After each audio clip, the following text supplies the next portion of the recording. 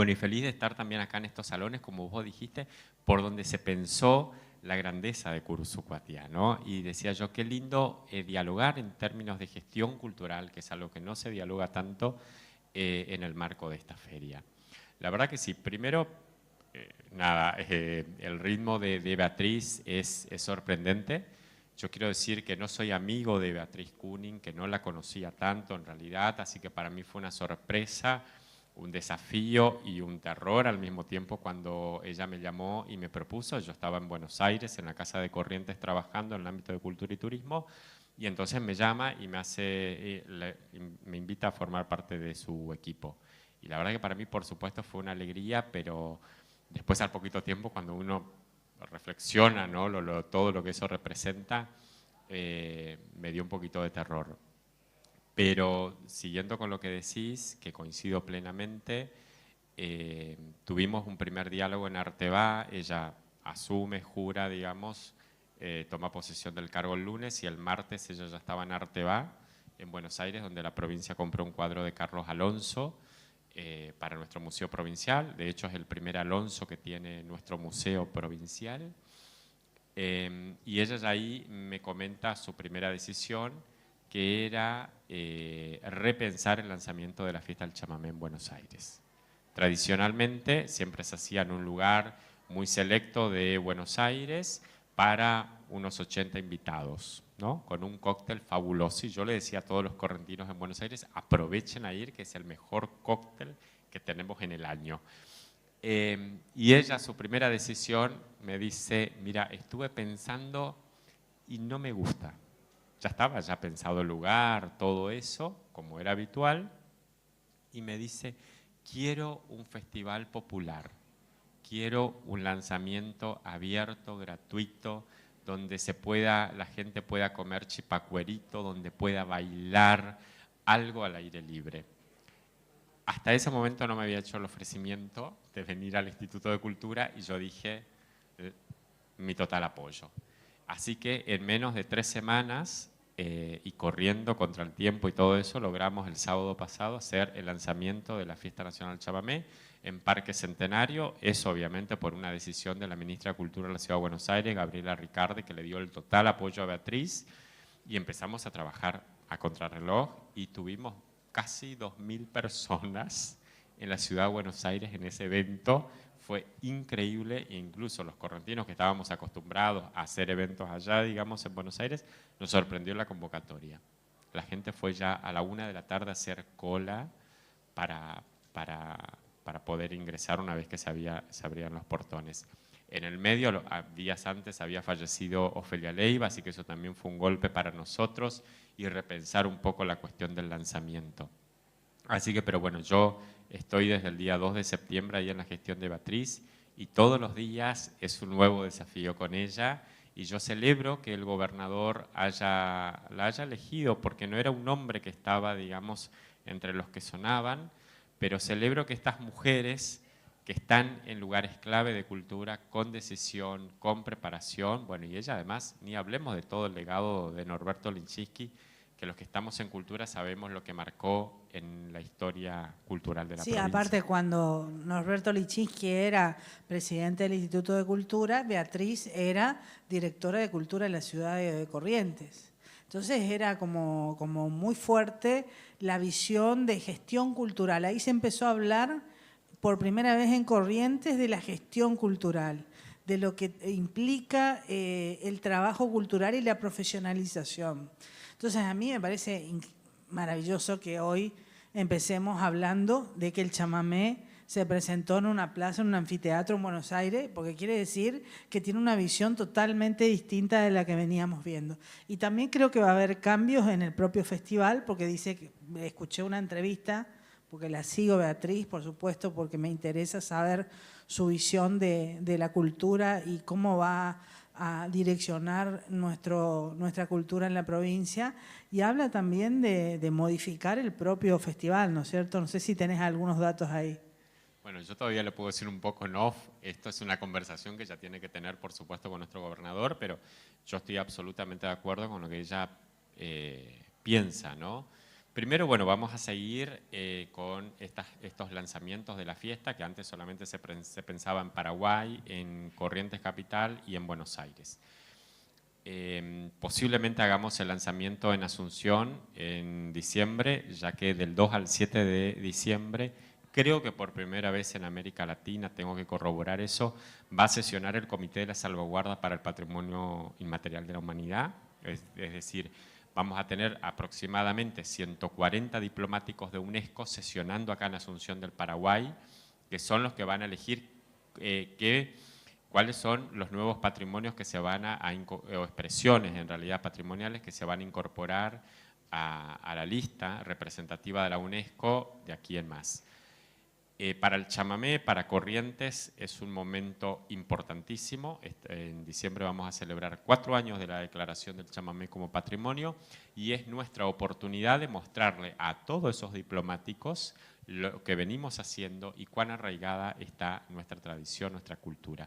Por lo cual yo también celebro muchísimo que ustedes hayan organizado estas mesas, ¿no? Chamamé, nuestra identidad, que hoy a la mañana estuvo Margarita Mambrín con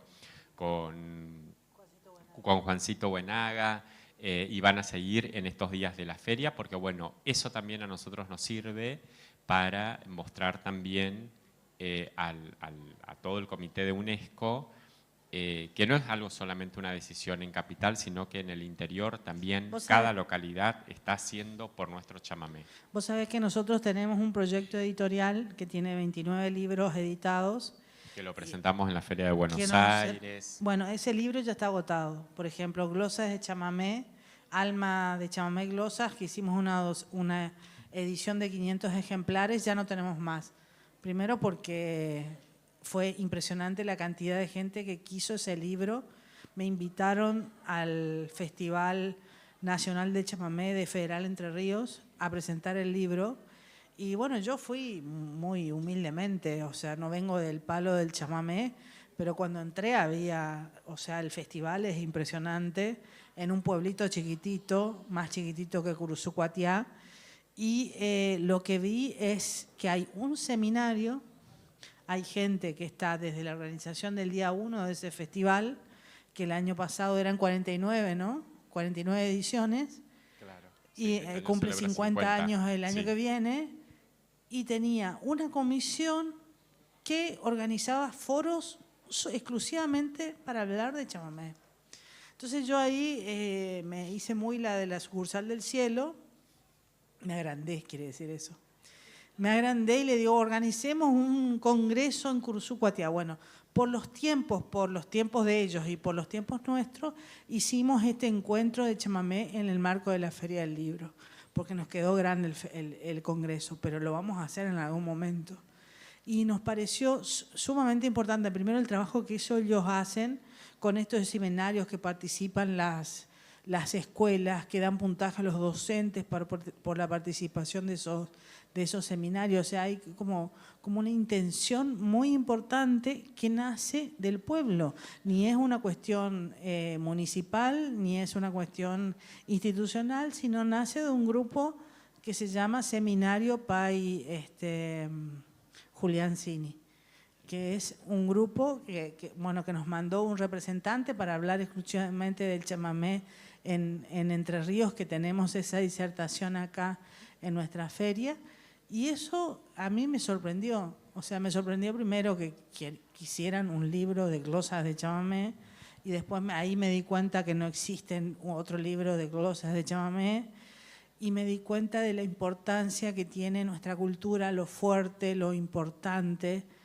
En Entre Ríos, por ejemplo, nosotros que somos hijos de Tarragorros, que los Tarragorros hicieron historia y han llevado Curzú tan lejos, que hay ciudades de Entre Ríos que lo idolatran, que tienen plazas con los nombres de Tarragorros, que tienen monumentos con Tarragorros. Es más, yo estaba presentando el libro, había un señor de María Grande que ya me quería llevar a María Grande a presentar el libro. Y esa magia que tiene la cultura, esa magia que tiene nuestras tradiciones, nuestra idiosincrasia, es tan fuerte que nosotros la vivimos tan natural y no nos damos cuenta de lo importante que significa esto, porque nosotros nos apropiamos hablo en general, no como gestión, pero nos apropiamos del chamamé y por una cuestión, por una visión política y un acto importantísimo. Corrientes es el que postula, digamos, para que sea patrimonio de la humanidad.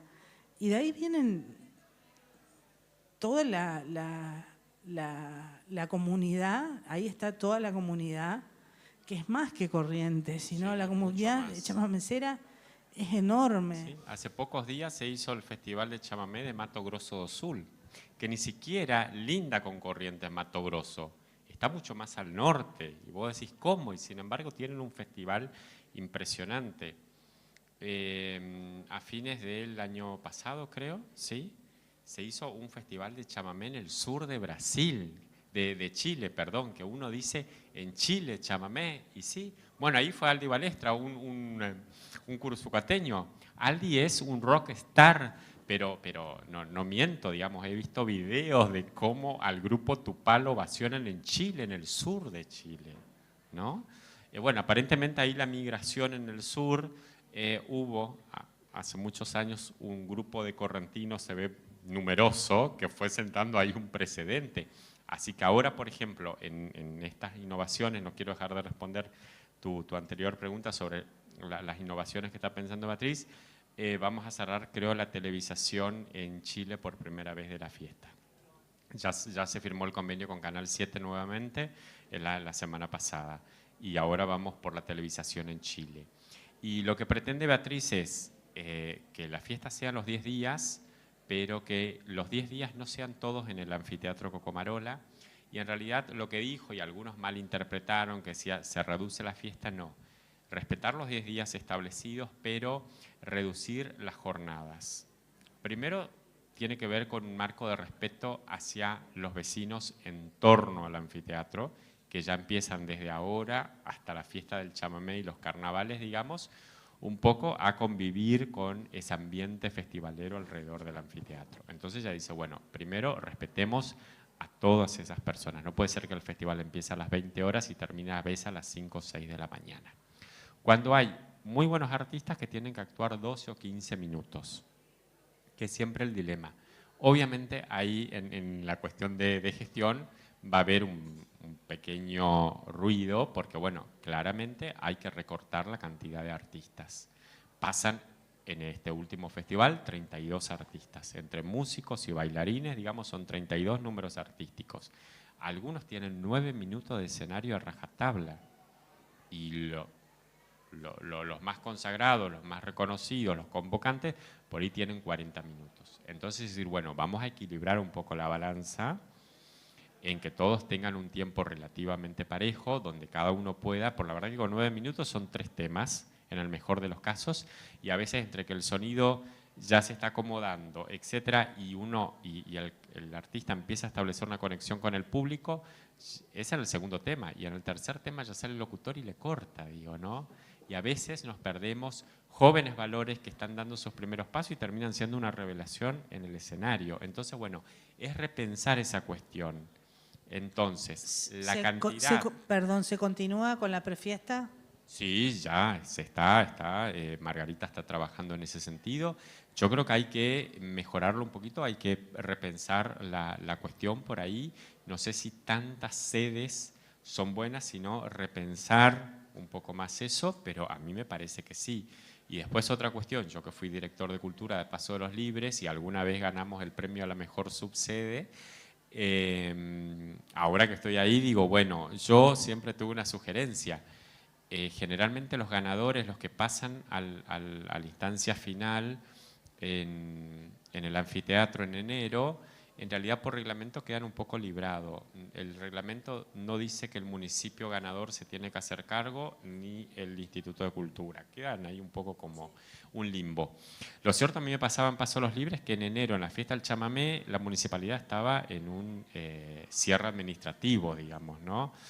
Entonces, siempre gestionar pasaje, estadía, era como un poco complicado.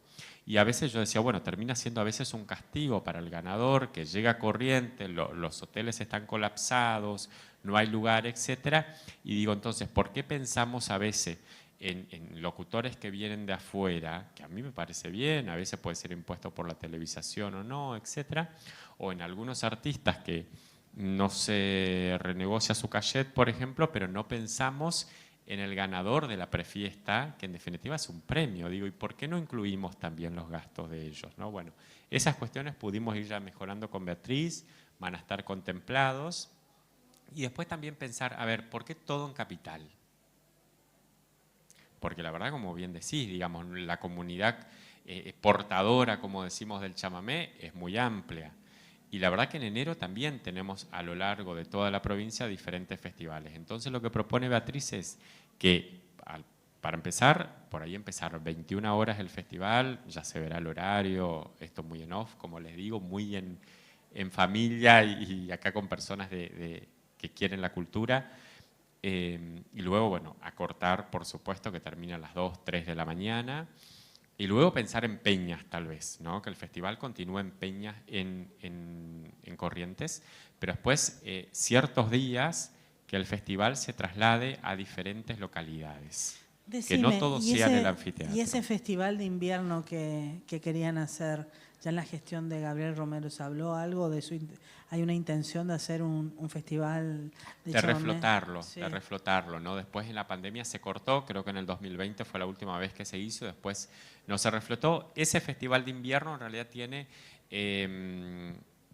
otro contexto en realidad porque no es festivalero en sí, se buscan otros grupos más bien que sean innovadores, que sean más acústicos, etcétera, y esa idea es retomar y después que proliferen por otros ámbitos también, y eso, una decisión muy fuerte, muy clara de Beatriz y del gobernador es descentralizar, porque veníamos de una gestión del Instituto de Cultura, sobre todo después que se fue, que Gabriel, digamos, Romero fue electo decano de la FADIC en la UNE, básicamente en una gestión que se circunscribía en capital. Entonces, bueno, terminaba siendo como el Instituto de Cultura de la provincia, una segunda Secretaría de Cultura de la ciudad. Entonces los elencos estables solamente actuaban en capital, las acciones se circunscribían ahí.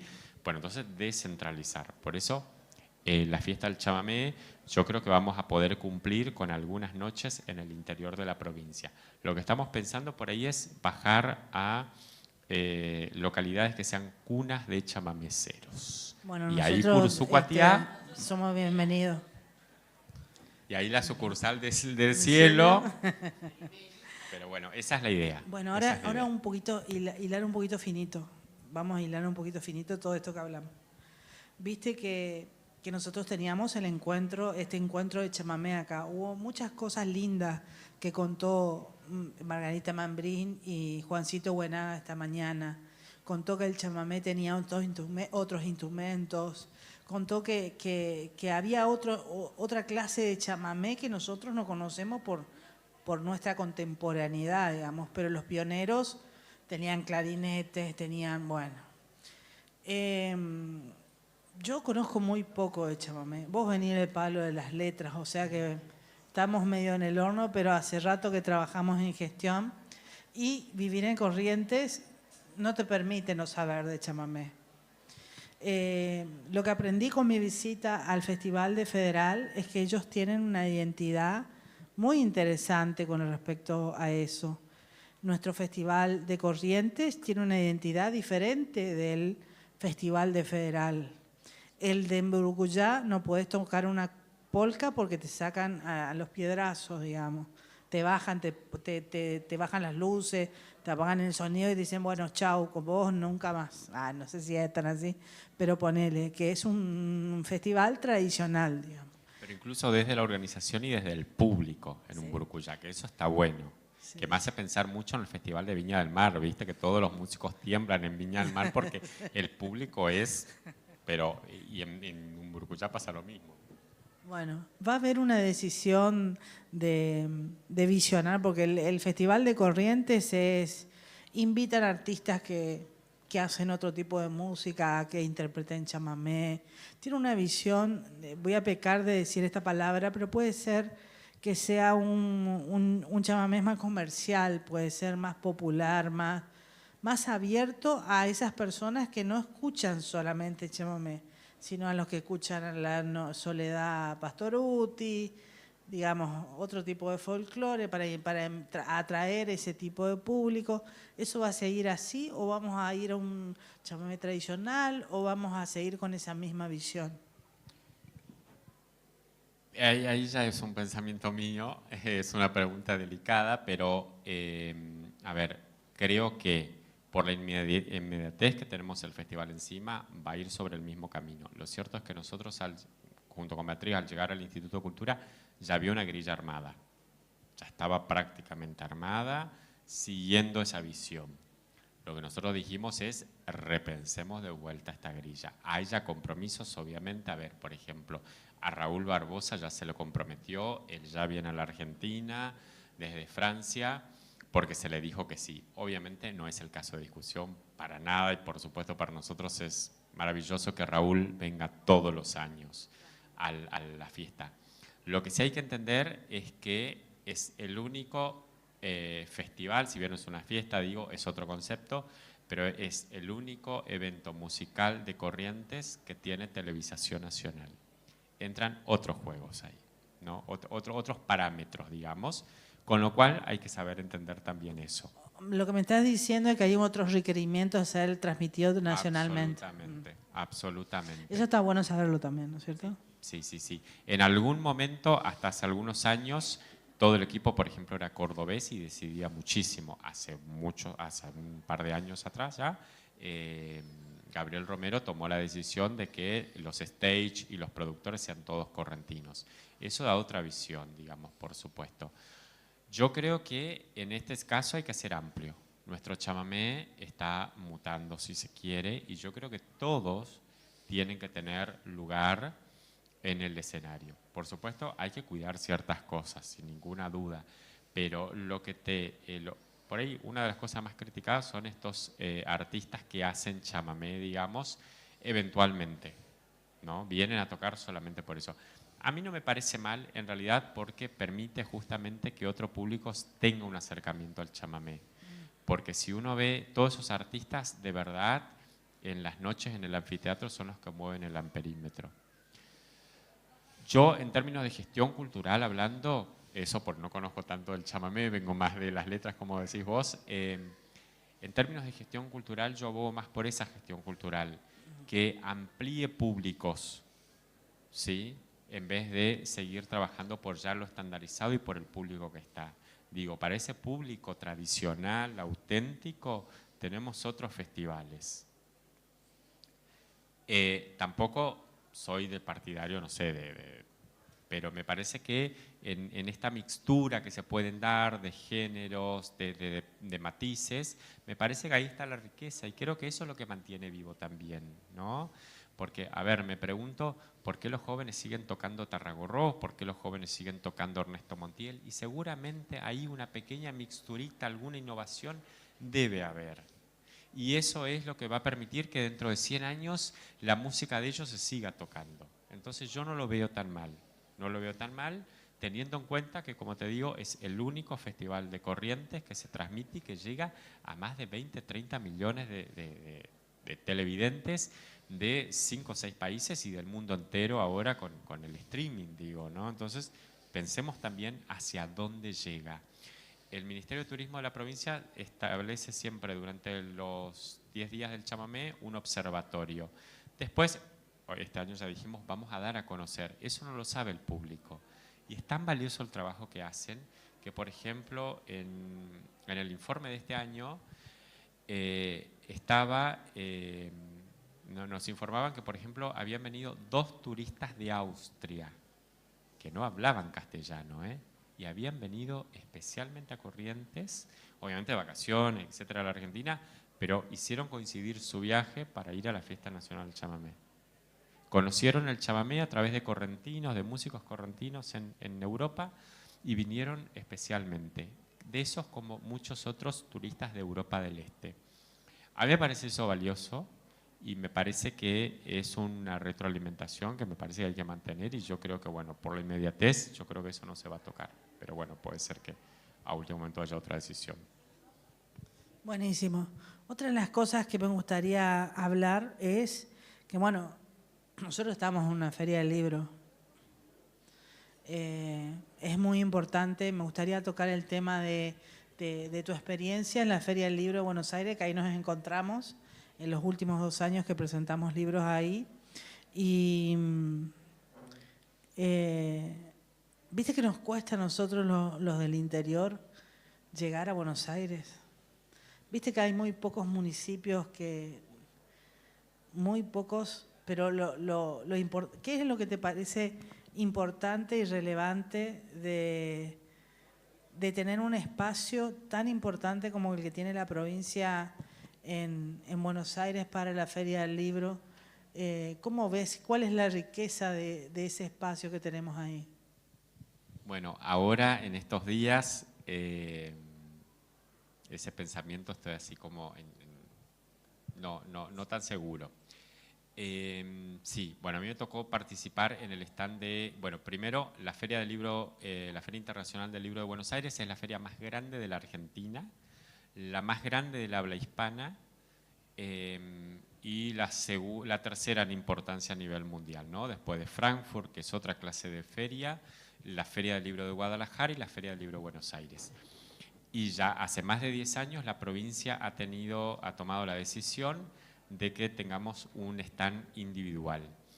Y comparado al año pasado a donde más de 10 provincias retiraron su stand, porque de verdad era un costo muy alto, la provincia decidió mantener los mismos metros cuadrados.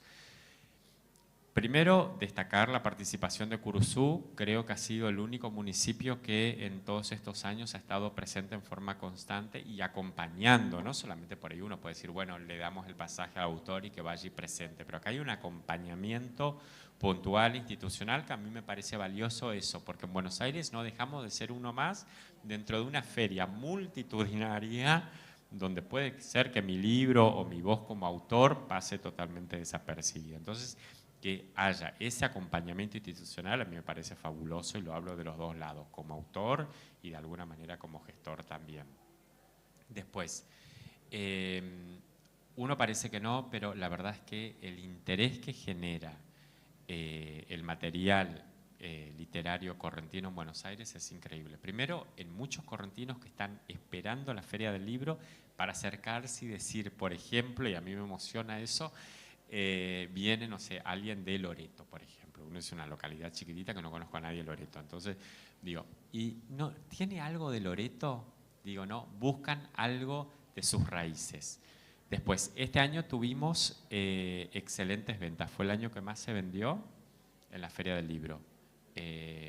Tuvimos grandes ventas en las jornadas profesionales. Por ejemplo, el director de la biblioteca del Instituto Iberoamericano de Berlín, grandes librerías universitarias que venden material para las bibliotecas universitarias de Estados Unidos, vinieron a comprar material y cada compra eran más de 100, 150 ejemplares y yo estaba sorprendido porque digo, ¿cuándo este material va a resonar, por ejemplo, cuentos o leyendas o algo, por ejemplo, sobre una localidad, la historia de tal localidad va a resonar en Berlín, por ejemplo? Yo no podía creer, pero tienen un catálogo tan interesante y todos los años se hacen compras excelentes. Entonces digo, ya con ese solo gesto, digamos, vale la pena. Ahora venimos con una presidenta que tiene otra visión y que está pensando todo en costo-beneficio también. Los costos son muy altos en Buenos Aires. Entonces también nos planteábamos eso. Nosotros decíamos, bueno, la verdad es que si decidimos dar un subsidio a cada autor de X peso, más de lo que le generan sus ventas de libros, y tal vez a la provincia le queda saldo positivo. Entonces, ¿qué es ahí lo más conveniente? Hacer ese acto de gobierno y darle un subsidio para un autor de 200.000 pesos, por decirlo, no sé, X monto, que por ahí le viene mucho mejor, o exponer su libro en Buenos Aires. Lo que ahora Beatriz planteó, y a mí no me parece mal, es decir, en vez de ir a Buenos Aires, repensemos el año que viene. Porque la Feria del Libro, estábamos en Buenos Aires la semana pasada y anunció la edición. La Fundación del Libro decidió aumentar 278% el precio del stand, por encima de la inflación. Mucho, muy por encima. El sector editorial está que trina con la Fundación del Libro. yo creo que va a haber bastantes bajas o ellos van a tener que reacondicionar su precio. Dice, bueno, con este presupuesto, ¿por qué no hacemos 2, 3, 4, 5 ferias en el interior de la provincia? Y movilizamos todo eso. El año que viene, por ejemplo, en Curuzú, en vez de 3 días, ¿por qué no hacemos 5 días? Con un apoyo contundente de la provincia. Es decir, en vez de gastar ese dinero en Buenos Aires, no es gastar, invertir ese dinero en Buenos Aires, invertamos acá. Y hagamos ferias más regionales quizás. O un festival de literatura de todo el NEA, por ejemplo. Hagamos residencia de escritores. ¿Qué están escribiendo nuestros jóvenes, por ejemplo? Es algo que no sabemos. ¿Cómo están dialogando nuestros escritores en el interior? Son desafíos. Había algo que escuché que va a ser parte de la política de Beatriz Kunin adelante del Instituto de Cultura, que es un revisionismo de los artistas. No es la palabra revisión, es una, ¿cómo se llama? Sí, es repensar de alguna manera, sí, y eso, porque sí, vamos a hacer un censo. Ya lanzamos con la convocatoria de todos los directores de cultura en la reunión virtual primero, en la que participaste, y ahí vamos a hacer un censo. Ella quiere hacer un censo para saber, bueno, a ver, para establecer una política cultural, conozcamos primero qué tenemos. Lo cierto es que el Instituto de Cultura en este último tiempo no tuvo ese catálogo o ese censo. Bueno, y para partir de ahí empezar a establecer una política que sea abierta y no algo impuesto desde capital, digamos, porque si no decir, bueno, tal cosa y por ahí en la comunidad eso no resuena. Por ejemplo, ahora SIAC, que aquí veo a su comisión directiva, en este mes va a tener una bienal de arte fabulosa. Entonces digo, bueno, pensemos cómo dialoga esa bienal, por ejemplo, con nuestra Feria de Arteco, por ejemplo, ¿no? En este momento no dialogan. Bueno, propongamos diálogos, propongamos interacciones. Y después, por ejemplo, que la asistencia al Instituto de Cultura a los municipios no sea siempre en la fiesta del pueblo o en las fiestas patronales, donde siempre nos terminan pidiendo un grupo chamamecero, un grupo artístico. Trabajemos otras cuestiones, el patrimonio, la memoria, pero también trabajemos con los artistas de la localidad y creo que finalmente después de 14 años vamos a poner en funcionamiento el Consejo Provincial de Cultura. Bueno, esperemos que tengamos la oportunidad de formar parte de ese comité, porque Curuzú tiene una herencia muy grande en cuanto a la cultura, no solamente chamamecera, sino tenemos muchas instituciones como SIAC que están hace 80 años forjando lo que hoy somos como sociedad, una sociedad culta, ¿no? Así nos dicen. No sé si estamos con tiempo.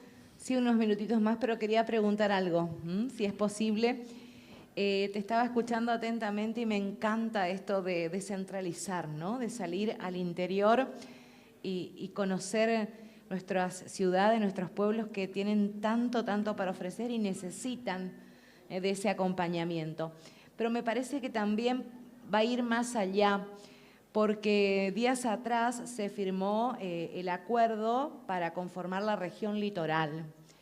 Y no es solamente un encuentro de gobernadores que se reúnen para pedir o reclamar, sino yo creo que va también hacia una integración cultural y educacional muy fuerte, teniendo en cuenta que las universidades de estas provincias también están trabajando mancomunadamente. Sí. Bueno, ahí es un poco traer el legado de Norberto Lichinsky, ¿no? Esposo de Beatriz, que marcó ese precedente porque él fue el creador de ARPA. Seguramente acá en la sala debe haber alguien que recuerde ARPA, que era esta asociación Argentina-Paraguay, por ejemplo, y ahí, a partir de ahí se empezó a pensar en la región NEA de Cultura que integraban los ministros de Cultura, con Freddy Jara en Formosa, con Marilyn Cristófani en el Chaco, con Norberto aquí, de Misiones no recuerdo quién estaba. Después eso, por supuesto, cuando los signos políticos de la provincia y a su vez a nivel nación se dejó de apoyar, eso decayó. Pero ahora Beatriz ha estado en Buenos Aires y la idea es volver a retomar esa región compartida y volver a reflotar ARPA, digamos, ¿no? Por la casa de Beatriz, pasaban todos a dialogar con Norberto y a tener esas acciones. Yo creo que sí, porque sin ninguna duda, y bueno, y antes estaba la ministra Praxedes hablando, ¿no? Necesariamente para hablar de desarrollo tenemos que incluir a la cultura, ¿no? Y de eso está más que claro, y hacer de la cultura el cuarto pilar del desarrollo sostenible. Y esto de la descentralización es una palabra muy linda, pero de verdad hay que llevarlo a los hechos. Hay que hacerla. Descentralizar también signo igual federalismo. Exacto. Totalmente. Exacto.